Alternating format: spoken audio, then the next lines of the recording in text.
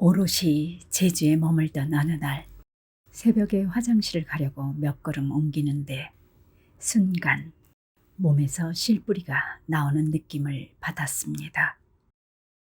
나무의 실뿌리, 그 실뿌리가 땅을 향해 조금씩 뻗어나감이 느껴졌습니다. 그리고 그때 이런 생각이 찾아왔습니다. 너도 내 몸을 기다려줘라. 우리가 아무리 이런 삶을 살 거야 라고 다짐한다 해도 바로 그렇게 살지는 못합니다. 왜냐하면 삶을 실제로 살아내는 건 우리 몸이고 몸은 습관적으로 굳어져 있기 때문입니다. 몸은 이제껏 반복해서 살아온 방식을 기억합니다.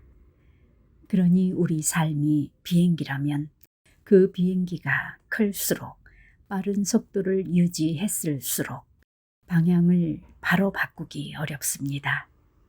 속도를 줄이고 큰 포물선을 그리며 아주 천천히 우회하면서 바뀌게 될 뿐이지요. 내 삶에서 가고 싶은 방향이 생겼다고 해서 바로 그 방향으로 나아가기는 어렵습니다. 그러니 기다려줘야 합니다. 우리 몸을 기다려줘야 합니다. 이것이 삶을 사랑하는 방법 중 하나입니다. 잘못된 습관을 당장 바꾸고 좋다고 생각한 일을 지금 실천하고 목표한 대로 삶을 단박에 건설하는 것이 삶을 사랑하는 것이라고 생각할 수 있습니다. 알면서, 느끼면서, 깨달았으면서 즉각 변하지 못하는 자신을 자책하면서 말이지요. 제가 생각하는 사랑은 지금까지 내가 살아온 삶을 인정하고 받아들이고 그리고 기다려주는 것입니다. 그것이 한번 화르르 불타고 끝나는 사랑이 아닌 훨씬 오래 타는 숯불 같은 사랑입니다. 자, 그럼 이제 나 자신을 좀 기다려주세요. 기다려주고 인정해주세요. 그리고 내가 가고 싶은 방향을 놓치지 말고 똑바로 바라보세요. 그 방향을 바라보며 조금씩 몸을 움직여 보세요. 코로나가 저에게 그 시간을 주었습니다. 초반에는 화가 났습니다. 강연이 하나둘 취소되더니 나중에는 모든 일이 정지되었으니까요. 한 달쯤 지나니 마음이 천천히 바뀌었습니다.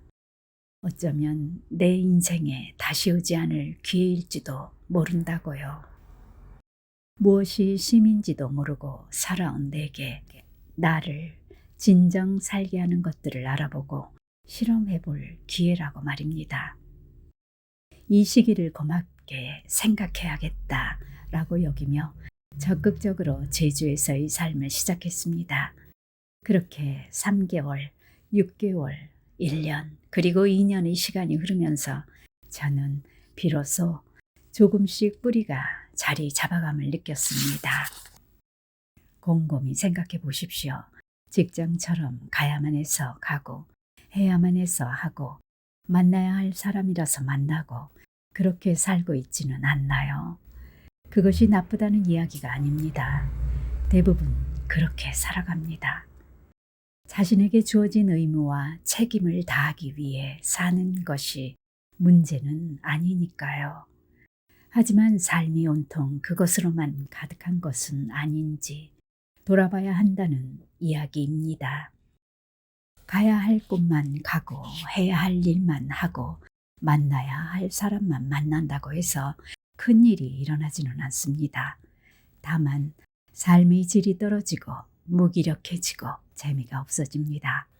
그리고 그러한 삶에 적응해 버립니다. 행복하고 신나는 기분이 무엇인지 잊어버리고 그런 삶에 몸과 마음이 길들여져 인생이 원래 다 그렇지 뭐 해버립니다.